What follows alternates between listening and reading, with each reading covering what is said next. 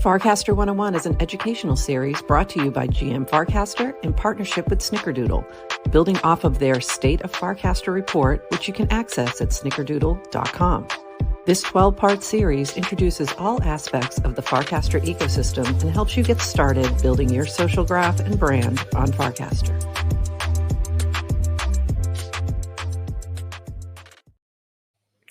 And we're back, and this is Module 6 of Farcaster 101, and we're continuing talking about culture. And in this one, we are going to be talking about some case studies around culture, as well as we're going to be chatting about builder energy, which we talked a little bit about in the last one. And we're going to dive into what URL IRL is and how it really has enhanced the Farcaster ecosystem overall. So first, let's just take a quick review of what is culture. And Adrian, do you want to just give us a quick summary for those who maybe haven't watched Module 5? Sure. So culture is just the collection of values, beliefs, behaviors, other characteristics that define a group of people or society. So just think of it as like the unwritten rules of how things are done. It's like the in a social network, you might see like, why are people as a group behaving a certain way? What are the things that work really well within the culture?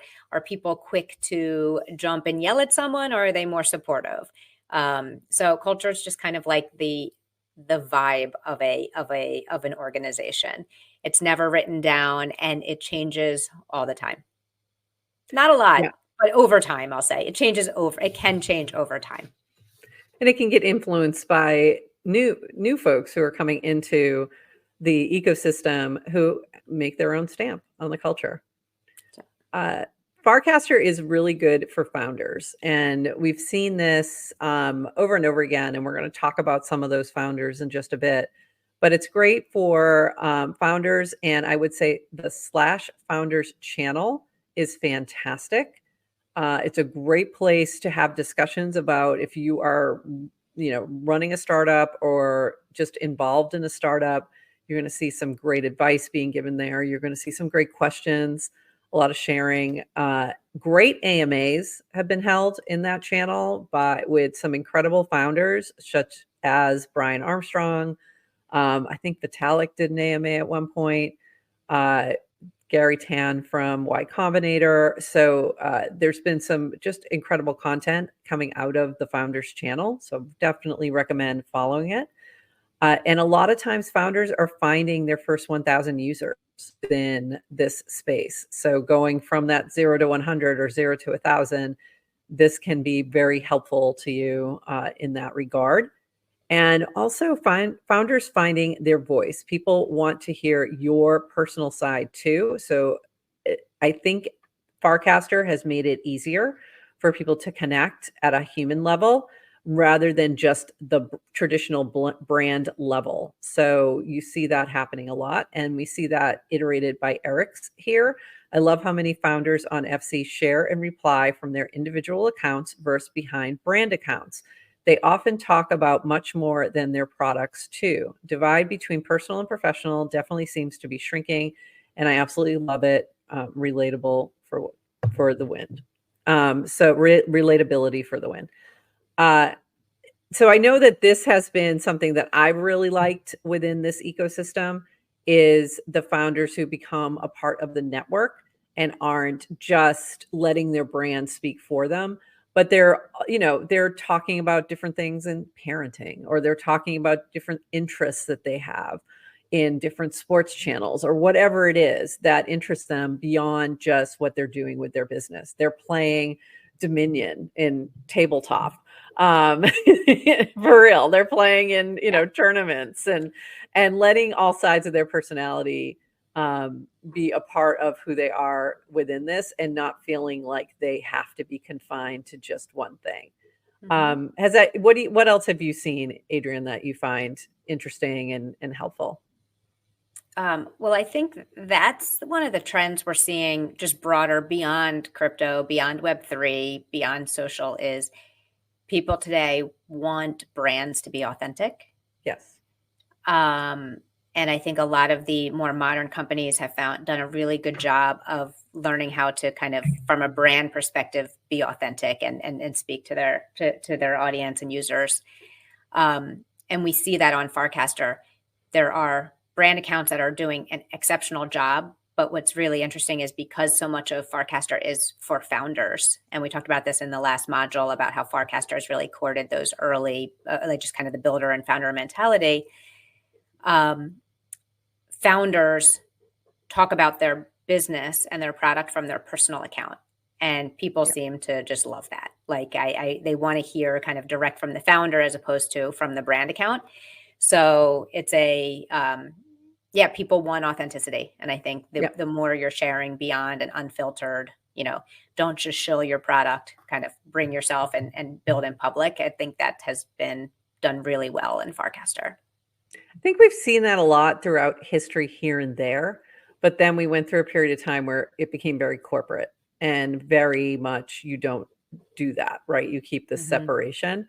But I think, Silicon Valley in particular, and the tech side of it, we've definitely had those big personalities who have been very much attached to their brand. And I'm thinking Steve Jobs and Bill Gates and these big, Mark Zuckerberg. So that is seemingly more normal these days anyway for startups. So I think you see that reflected here as well. And I think that's a positive, definitely a positive. And it makes it much more interesting. And you'll be interacting with these founders all the time within the Farcaster ecosystem. So there's a good example of one, and this is Linda Z, and this is something that she actually posted on Twitter, was talking about Bountycaster. Bountycaster was able to get its first 1,000 users from building on top of Farcaster. Plan for growing to next stage, expand to more social networks. Next is Twitter X, expand to more P2P categories, jobs, services, resumes, items for sale, continue to grow with Farcaster. So Bountycaster is the idea of building a Craigslist type of platform, but on crypto and on crypto rails. And so kind of jump starting it on Farcaster because of the social graph and because of the way it's built on blockchain was easier than starting it on a much larger platform where you're going to have a much harder time getting attention to your product without having to pay a lot of money to really put it forward in front of a lot of eyeballs. So I think that bootstrapping it and starting it from Farcaster was a really smart move on her part. And she was able to find those folks who were willing to experiment and play around and help her work through the bugs and things like that to find what was working and how to make it work in the most effective manner. And it's really cool to see something that starts on Farcaster and then moves to something as large as Twitter, or rather than the other way around. Yeah. Any other thoughts on this? And we just love Linda and love that she shares so much of her journey building Bountycaster. She shares that a lot on Farcaster and is very much building in public. Anything else that I missed there, Adrian? No, just follow Linda. She's at Linda on Farcaster. And she is a great example of what we mean when we say build in public and be authentic. And she does a great job of kind of being a founder and sharing a lot of her story about Bountycaster, but also kind of sharing other parts of her, of who she is as a human. So yes. Yep. She's absolutely a Farcaster culture influencer. And yes, for sure. Whatever that means. Whatever that means. Another founder who's found like an incredible audience and really impacts the culture of Farcaster is Nonlinear, and Johnny Mack, who is one of the co-founders of Fabric, which is also Hypersub, is one of their products. So originally Fabric started as a crowdfunding type of platform, and it still exists in that manner. But Hypersub was then launched, and that's been something that has really taken off within the Farcaster ecosystem. And Hypersub is a crypto blockchain type of Patreon, just to give you a reference point, but works in a little different manner. So what you're buying is an NFT that may give you different benefits depending on what that Hypersub and that subscription is meant to provide. So, for example, GM Farcaster has 2 hypersub tiers, and folks who are in one of our tiers, the Wow Wow tier, yes, we connected with the memes, they get a copy of every NFT that we drop. And then we have a lower tier where they may get pieces of that and other benefits. So that's what hypersub is. You'll see it often on Farcaster for all different folks doing all different types of things, whether that is supporting art or supporting different creative efforts, podcasts, etc. Or as there's even been a couple that have been more service-based for like design services and things like that. And now our own little AI bots are launching their own hypersubs. So there's a lot of fun to be had here. But Johnny recently casted that they reached their first, 1 million USD worth of hypersub subscriptions. And that happened in a fairly short amount of time, probably maybe about a year, maybe a little less. So again, being able to sort of bootstrap and really go hard and find those early users, it seems to work much more easily on Farcaster than other platforms. Anything else you want to add to that? Just to shout out as well, Nonlinear is, yes, he's a builder. Yes, he's building on Farcaster and he casts about it, but he also runs the memes channel, which is kind of big into, we talked about the importance of memes in Farcaster. And he also has a podcast called Many Such Cases that he started, which is a Farcaster podcast. He and his co-host Ted, who they also met on Farcaster, do a podcast. So just another example of someone who, yes, is a founder, but is doing other things for the Farcaster ecosystem. And from a culture perspective, and we keep calling out these examples of the people who are kind of impacting Farcaster for the better. These are people who are just kind of contributing to Farcaster as a brand and protocol and entity, more than just their own personal self-interest to grow their own product. Right. They have a true belief in Farcaster and what it's trying to do and like where it's trying to go, and really love the idea of decentralized social and the social graph and being able to build upon it. Yeah, beyond just what they're building individually. And then we have Matthew. So Matthew is building events.xyz. So if you think of this like a competitor to something like Eventbrite or Luma, but is integrated directly into the Farcaster social graph and uses frames and composer actions as part of its basis. That's what he's building here. And it's been sort of a growth over time too, an iteration from where it was just a bot, and then it became a frame, and then it became a composer action, and sort of continuously building on top of the protocol, as well as finding new ways to integrate into the social graph and use that social graph to make it more valuable. So this is another great example, I think, of being able to, I think if you started something like this, if you're like, I'm going to go create a new events type of company without some kind of purpose, like building it on decentralized social, it probably wouldn't go anywhere. There's so many competitors out there, but this really works within this environment because it's directly integrated using things like frames. It makes it very easy to RSVP and connect in, and also be able to see who else is attending things and connect with those folks as well. And he's constantly adding new features along those lines to really utilize the social graph in this regard. Anything I may have missed there, Adrian? I'll just kind of call out Matthew as, again, being one of those kind of Farcaster OGs that is building in public.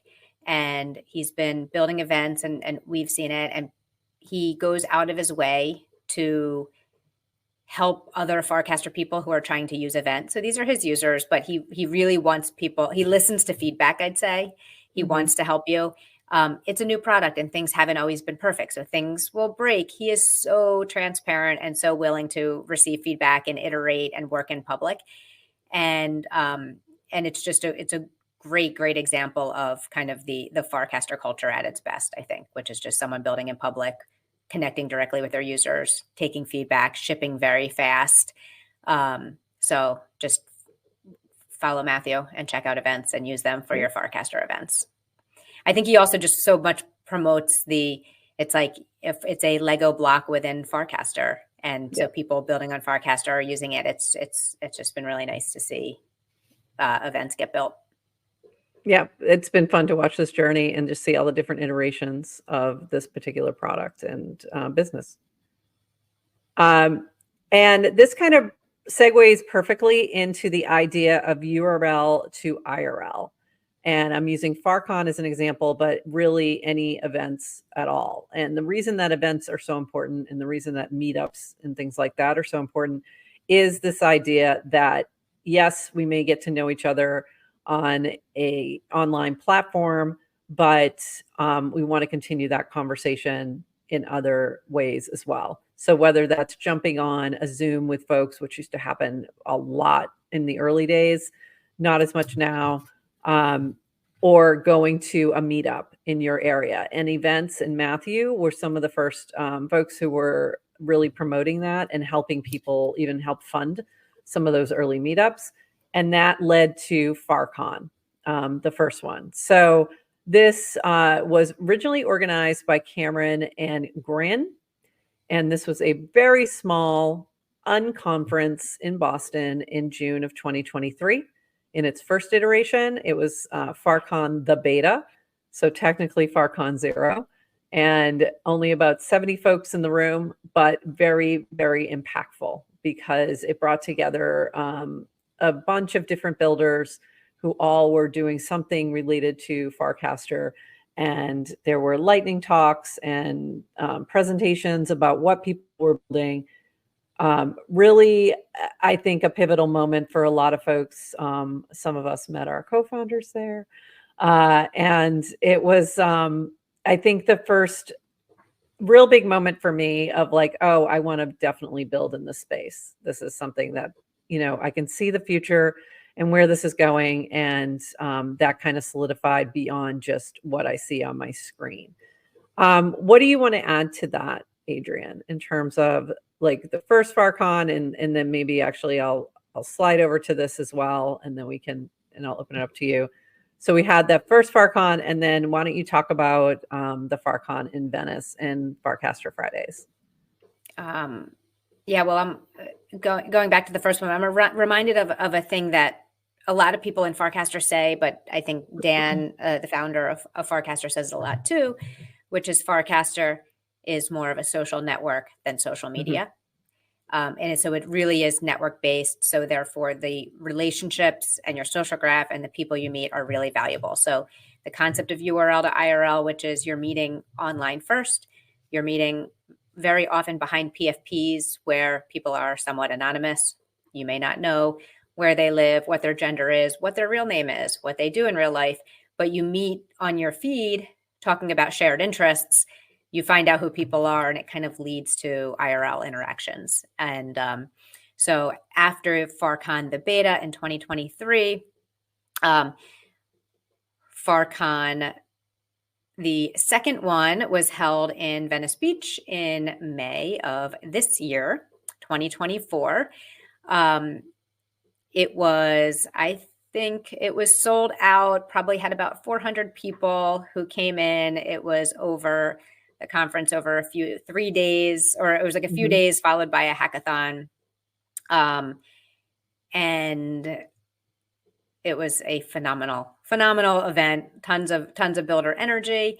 And always also all these events were kind of organized permissionlessly without really any involvement from the Farcaster founders themselves. So I think they just showed up. Yeah, they invited, but they didn't go to Boston because they didn't want to travel. But they showed up. Dan was there. Dan was in Boston. You're right. That's because Dan was in Boston. B wasn't. There. Yeah, he didn't. Yeah. But it Oh, yeah, Yeah. but just the key that this is permissionless. So that is just something we always talk about in terms of what is the brand, or I'm sorry, what is the culture, which is it is permissionless. So the people who are willing to kind of step in and contribute and take initiative are the ones who can influence the culture. And so FarCon, the second one was organized by Ted and McBain and Heavyweight and Matthew and who am I Bill forgetting? Steck. Bill Bill Steck Steck ran the did Car Hack. hackathon. Yep. Yep. And Um, then with a lot of help from the larger community like Base and Seed Club and Variant for the hackathon. And so there was a lot of folks coming together permissionlessly to pull this off. And it was amazing. And it was an amazing few days.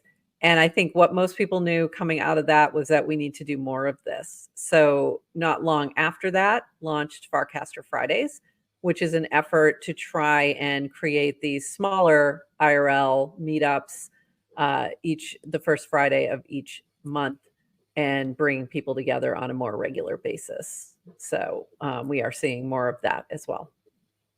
And there have been just a big, I think, emphasis on meetups. So there are city channels wherever you are, and there's have always been opportunities for people within Farcaster to meet IRL. So that's just been, I think, a theme of, yes, we meet online, but there's a lot of interaction outside of the digital space, which has been really cool. Yeah, it's definitely solidified those relationships.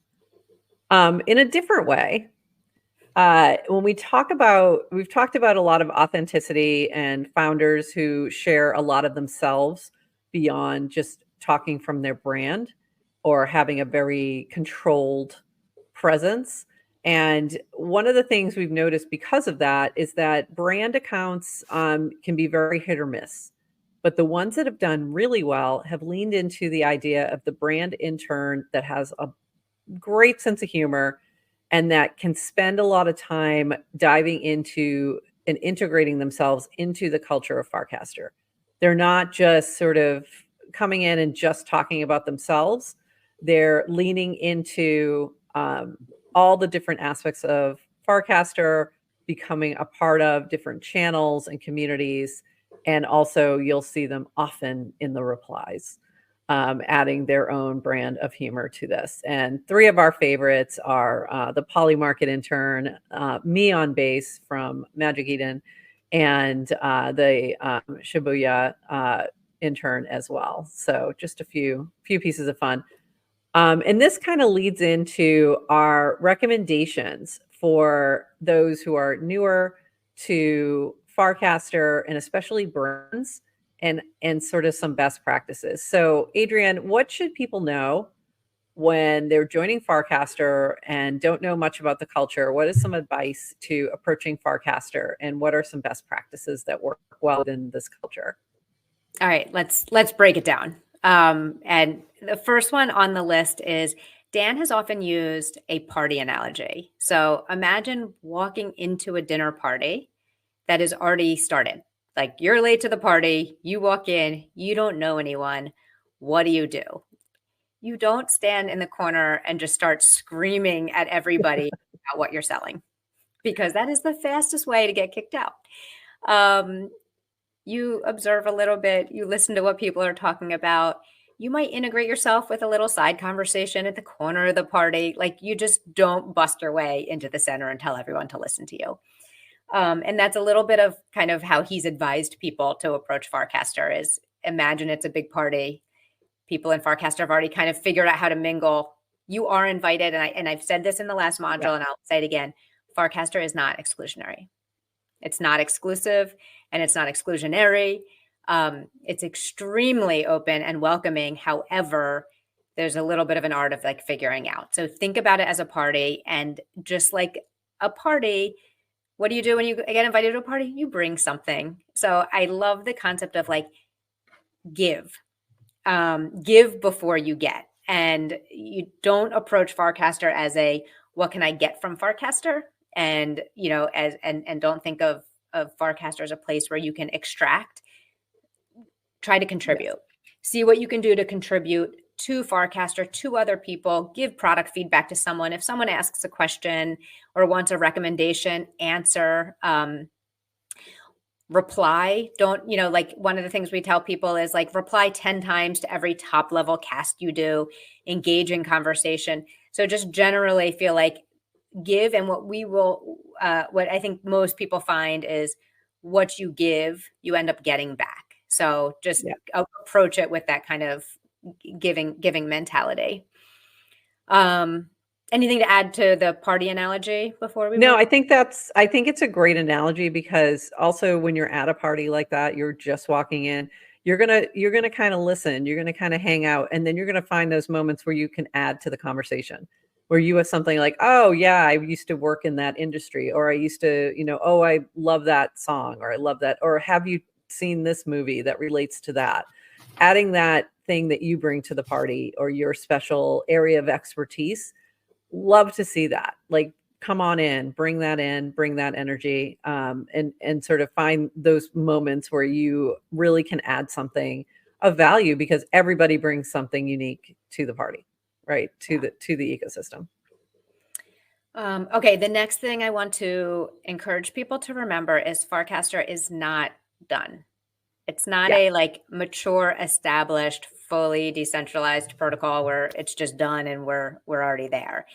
It is being built, which means it's changing. Not everything works all the time. So come in with the attitude of, one, get comfortable with change. So the platform is constantly changing. So as long as you just kind of expect that, it's not as uncomfortable when it does change.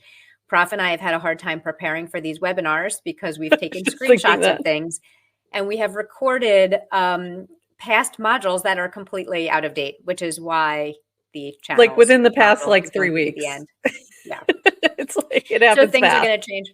Yeah. That to me is a feature, not a bug. You are literally being able to be part of a movement that's creating the future, and you can put your imprint on that future. So it's like, it's fantastic. But if you get upset because a button used to be red and then you come in the next day and it's blue, or, something that used to work, you got to just kind of roll with it. Related to that is be experimental. Things are dropping all the time. So if there's frame developers dropping different frames, people are doing, because it's a builder community, everyone is throwing out their in progress work. You have an opportunity to try things in beta before they're fully fleshed out. Lots of people are giving you access to their apps from when it's still on test flight and test flight, Apple's test flight. Lean into it. It's really exciting, I think, to kind of be on the forefront. And I think what else, like, don't overthink. Because I think if you're trying, if you can really lean into like, not everything is fully cooked, things are a little weird, and you can lean into it, it's really fun. So just kind of lean in and participate and engage. What else would you add to that? Yeah, I think that's, you covered it really well. And I think that the other thing is, just know that it's not just the Merkle team who, the Warpcast team who might be adding things that are new. We're also talking about people who are building things that are new. So they're building something that integrates, that might really enhance the experience, or that might not, and being able to provide feedback on that as well is really helpful. So have fun with it, for sure. And then I think the last piece I'll iterate is what we talked about just a few minutes ago, which is Farcaster is a social network, not social media.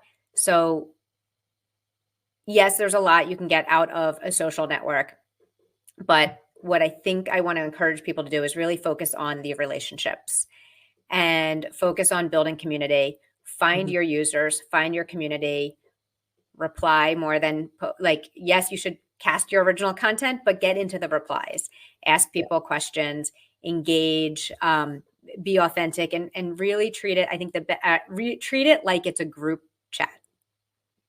Yeah. That's like the best way to develop community. It's not broadcast social media. It's not look at me.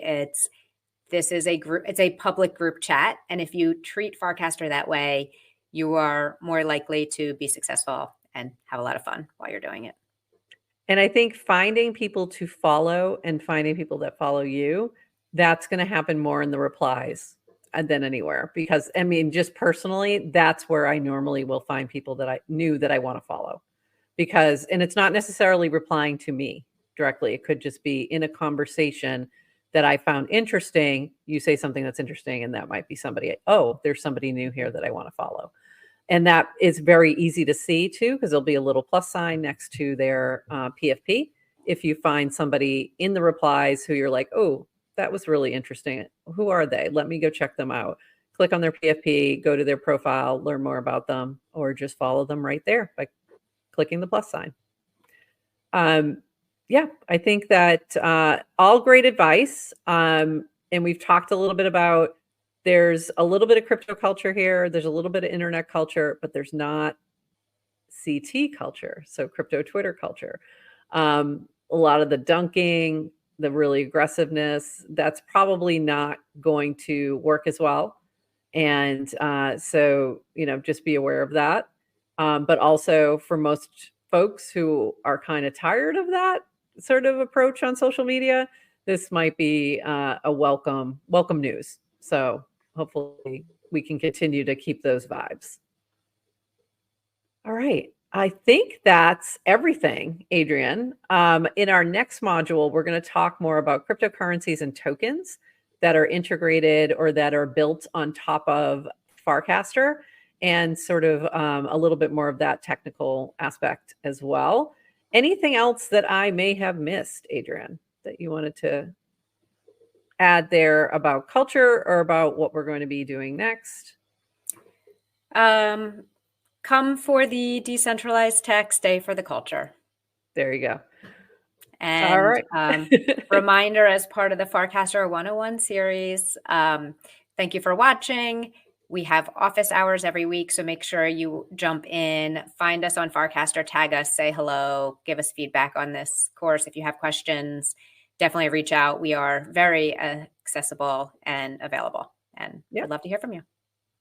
Yep. And there will also be some accompanying paragraph posts that'll give you a little bit more information along with all these videos. So everything that we hope will help make your adventure in Farcastering a little bit easier.